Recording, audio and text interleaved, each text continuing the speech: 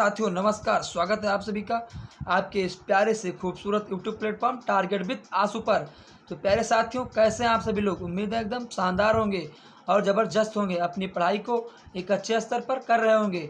तो जी हाँ, आज फिर आप सभी लोगों के बीच में क्लास 9th का एक और पोएम यानी poem number 4 the lake Aizawl of Innisfree पर चर्चा करेंगे। यानी इससे पहले हम 3 पोएम पर चर्चा कर चुके हैं। तो अगर आप क्लास 10th में हैं या आपके भाई बहन क्लास 10th या क्लास 9th में हैं तो वैसे भी ज़रूर से ज़रूर हमारे इस प्यारे से खूबसूरत चैनल टारगेट विद आंसू को सब्सक्राइब करें और जो है अपने मनपसंद वीडियो को देखें और वीडियो को जो है लाइक करें और इस वीडियो के अंत में कमेंट करें, ताकि हमें पता चले कि मेरा पढ़ाया हुआ बच्चों के समझ में कितना आ रहा है।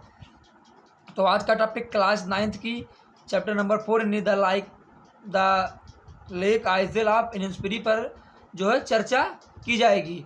तो इससे पहले जितनी भी पोएम में हम क्लास 9th और क्लास 10 से संबंधित इस यूट्यूब चैनल पर करा चुके हैं, तो उन सभी वीडियोस को आप लोग जाकर ज़रूर देखिए और कमेंट के माध्यम से बताइए कि आपके पढ़ाने का तरीका या समझाने का तरीका हमें कैसा लगा। क्योंकि जब आप बताएंगे नहीं तो मैं जान नहीं पाऊँगा कि मैं कैसा पढ़ा रहा हूँ, क्योंकि बच्चे ही सारी प्रतिक्रिया देते हैं। तो मेरे साथियों, आप अपनी प्रतिक्रिया ज़रूर दीजिएगा। तो चलिए आज का topic the lake Aizawl of Innisfree.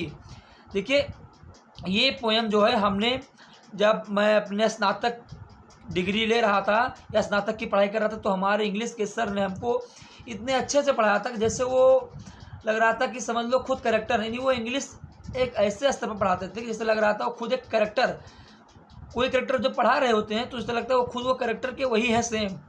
तो उन्होंने अपने अंदाज में इस chapter the lake Aizawl of Innisfree को पढ़ाया था और मैं सेम उन्हीं के अंदाज पर, आप कह सकते हैं उन्हीं को मैं नकल करके या कॉपी करके मैं आपके बीच जो है उनकी बातों को अपने बातों के यानी उनके भावों को, उनकी बातों को अपने बातों के माध्यम से आपके सामने पेश करूंगा। तो आप लोग कमेंट के माध्यम से ज़रूर बताना कि हमें कैसा लगा। तो हमारे सर वो बहुत अच्छा पढ़ाए थे, उनकी वजह से आज मैं इस चैप्टर में अगर आपको कुछ देने जा रहा हूँ तो सिर्फ पूरा श्रेय उन्हीं को दिया जाएगा, क्योंकि ये चैप्टर्स मैंने BA सेकेंड ईयर में first chapter the lake Aizawl of Innisfree जो है पढ़ा था। उन्होंने बहुत अच्छे तरीके से, बहुत अच्छे अंदाज में पढ़ा। तो चलिए आप देखिए, पोएम का नाम है the lake Aizawl of Innisfree. तो देखिए, द लेक, लेक मीन्स कहता है झील, आइजल मीन्स द्वीप, ऑफ इनिस्फ्री, इनिस्फ्री एक स्थान का नाम है। जैसे आप लखनऊ हैं, दिल्ली हैं, गोंडा है, मुंबई है, सब क्या स्थान का नाम है। तो वैसे इनिस्फ्री एक स्थान का नाम है जो जन विहीन है, यानी जहाँ पर अभी तक कोई भी जीव नहीं रहते हैं, बहुत शांत इलाका है। तो इस पोएम को विलियम बटलर ईट्स ने लिखा, यानी WB ईट्स। इनको शॉर्टकट नाम में लोग WB ईट्स के नाम से भी जानते हैं। यानी William Butler Yeats popularly known as WB Yeats, यानी इनको जो है WB ईट्स के नाम से भी जाना जाता है। तो इन्होंने the lake Aizawl of Innisfree को लिखा। तो इनिस्फ्री एक स्थान है जो जन विहीन है। तो ये जो है अपने शहर रूपी ज़िंदगी से या छोटी सी वीरान ज़िंदगी से बहुत परेशान है। तो ये जो है कहाँ, उस शांतमय जन विहीन जगह पर जाना चाहते हैं, जहाँ जो ये शहरों से जो एक कमरे में कैद ज़िंदगी जी रहे हैं उससे ये छुटकारा पाना चाहते हैं। तो ये उसी को बेस बनाकर इस पोएम को लिखे हैं the lake Aizawl of Innisfree. तो चलिए अब हम देखते हैं। ये हमारी जो बुक है राजीव पब्लिकेशन की बुक है। वैसे कोई भी पब्लिकेशन की बुक हो, बुक माने नहीं रखता, पोएम सेम है, उसका एक्सप्लेन हम करेंगे, आपको एक अच्छे माध्यम से एक बढ़िया लेवल का एक्सप्लेन करने का प्रयास करेंगे। तो चलिए आप अपना साथ जरूर दीजिएगा हमें। तो चलिए, पोएम की पहली लाइन है, I will arise and go now and go to Innisfree and a small cabin built there of clay and wattles made 9 bean rows will I have there, a hive for the honey bee and live alone in the be loud glad। मतलब WB Yeats कह रहे हैं कि आई will arise, मैं उठूँगा, कहाँ मैं उठूँगा, and go now और मैं चला जाऊँगा। WB ईट्स कह रहे हैं उस शहर रूपी ज़िंदगी से कि मैं उठूँगा और चला जाऊँगा, एंड और गो टू इनिस्फ्री, और मैं इनिस्फ्री चला जाऊँगा। यानी मैं उठूँगा और अब मैं चला जाऊँगा कहाँ, इनिस्फ्री चला जाऊँगा, जो जनविहीन क्या है, एक इनिस्फ्री नाम का छोटा जनविहीन द्वीप है, मैं वहाँ चला जाऊँगा। अगली line, and a small cabin, और मैं वहाँ, स्मॉल मिस छोटी, कैबिन मिस झोपड़ी, बिल्ड मिस बनाऊँगा, देयर मिस वहाँ, यानी मैं वहाँ एक छोटी सी झोपड़ी बनाऊँगा। आप क्ले मिस मिट्टियों का, एंड वेटस मेड, और बांस की टहनियों का, यानी पेड़ की टहनियाँ या ट्रैक्टर जो होते हैं उनके माध्यम से। यानी आई विल राइज, मैं उठूंगा, एंड गो नाउ, और मैं चला जाऊंगा, गो टू इन्स्पिरी, यानी इन्स्पिरी वाले उस जनविहीन जगह पर, एंड आई स्मॉल कैबिन, और मैं वहाँ छोटा सा बिल्ड बनाऊंगा, क्या एक कैबिन बनाऊंगा यानी झोपड़ी, आप अकेले मिट्टियों का एंड टहनियों का। इसके बाद अगला 9 बीन रोज, और मैं वहाँ पर क्या करूँगा 9 बीन, 9 बीन में सेम के, रोज मिस जो है क्या बोलते हैं पंक्तियाँ कह सकते हैं, तो मैं सेम की 9 पंक्तियाँ बिल उगाऊंगा, आई हैव देयर, मैं वहाँ यानी मैं जो है इन्स्पिरी जब जाऊँगा तो वहाँ 9 पंक्तियाँ सीम के उगाऊंगा। A hive for the honey bee, hive मिस होता है मधुमक्खियों का छत्ता, आप हनी बी यानी मध के लिए, और मैं वहाँ मधुमक्खियों के छत्ते को जो है पालूंगा, किसके लिए मधु के लिए यानी शहद के लिए। एंड लाइव अलोन, और अकेला रहूँगा, in the bee loud glade, bee loud glade, glade का मतलब जो होता है जंगल के बीच खुला स्थान जो होता है उसे ग्लेड बोलते हैं। तो क्या करूँगा मैं वहाँ जो है मधुमक्खियों के छत्तों के बीच में जो है अकेला रहूँगा, यानी मैं वहाँ अकेला उस जो है जंगल के बीच में खुले स्थान पे मधुमक्खियों के छत्तों के बीच में रहूँगा। तो आपकी ये इतनी लाइन हो गई। एक बार फिर से देखेंगे कि आई विल अराइज, मैं उठूँगा, एंड गो नाउ, और चला जाऊँगा, गो टू इन्स्पिरी यानी फिर चला जाऊँगा, एंड आई स्मॉल कैबिन, और मैं वहाँ छोटा सा झोपड़ी बिल्ड मिस बनाऊँगा, देयर मिस वहाँ, आप किले मिस मिट्टियों का, एंड वेटल मिस टहनियों का, मेड मिस बनाऊँगा, मेड मिस बनाना। 9 बीन, 9 बीन मिस सेम के, रोज मिस पंक्तियाँ, बिल मैं उगाऊँगा, आई हैव देयर वहाँ, आई हाई ये high for the honey B, और वहाँ मधुमक्खियों के छत्तों के लिए शहद रखूँगा, एंड लाइव अलोन, और अकेला जीऊँगा जीवन, टू बी लाउड ग्लेड, और मैं उस जंगल से में खुले स्थानों पर मधुमक्खियों के छत्तों के बीच में अकेला जीऊँगा, अकेला रहूँगा। इसके बाद चलते हैं अगली लाइन पर, यानी अगले स्टेंजा पर। तो अगला स्टेंजा है and I shall have some peace there, for peace comes dropping slow, dropping from the veils of the morning to where the cricket sings, there midnights all a glimmer and noon a purple glow and evening full of the linnet wings, यानी and miss, और आई shall have some piece, यानी मैं वहाँ शांति का क्या करूँगा अनुभव करूँगा, यानी I shall have some peace there, there मिस वहाँ, सम पीस मिस कुछ शांति का अनुभव मैं करूँगा, कहाँ पर वहाँ।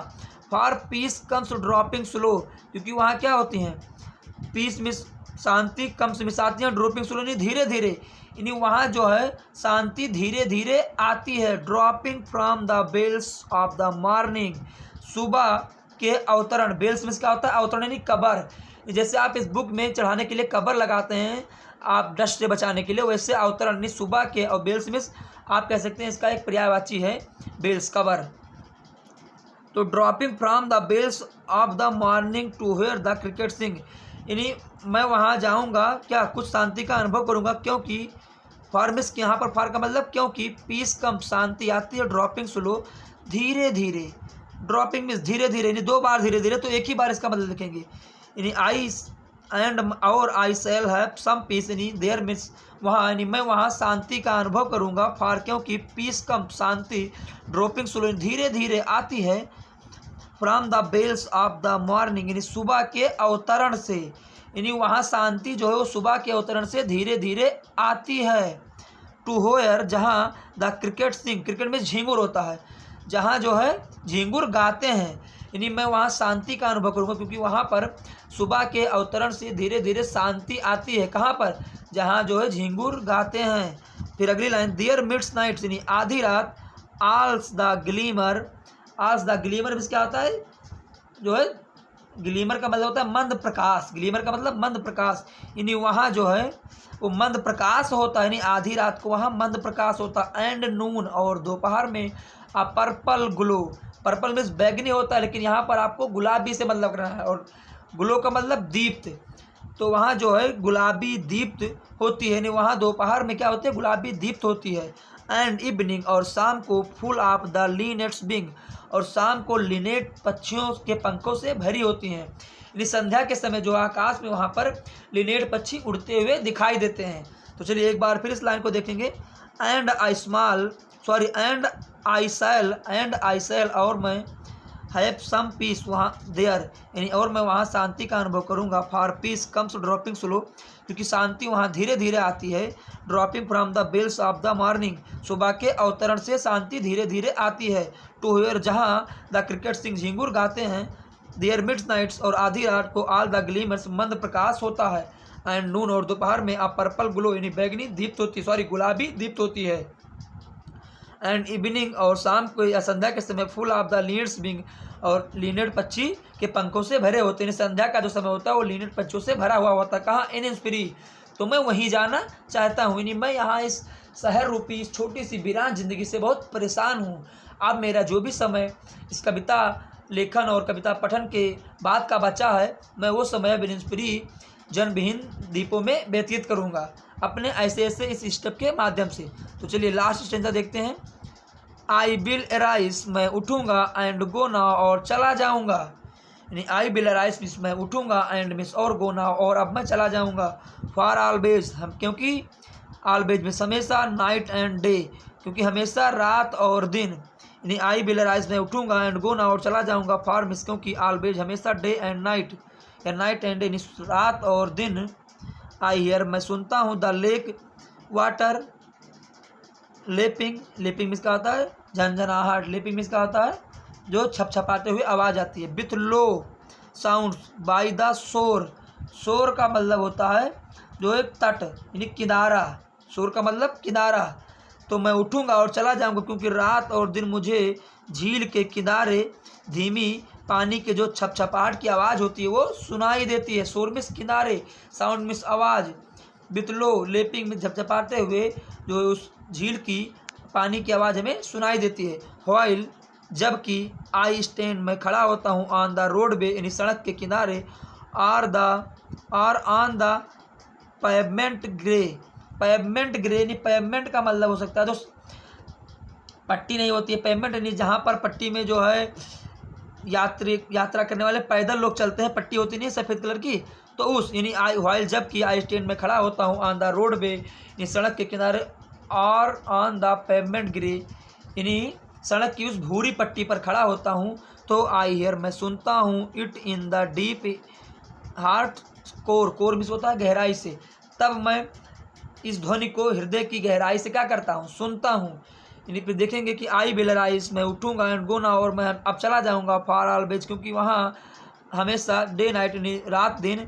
आई हियर मैं सुनता हूँ, द लेक वाटर झील के पानी को लेपिंग छपछपाते हुए, विथ लो साउंड यानी धीमी आवाज़ में, बाय द शोर किनारे।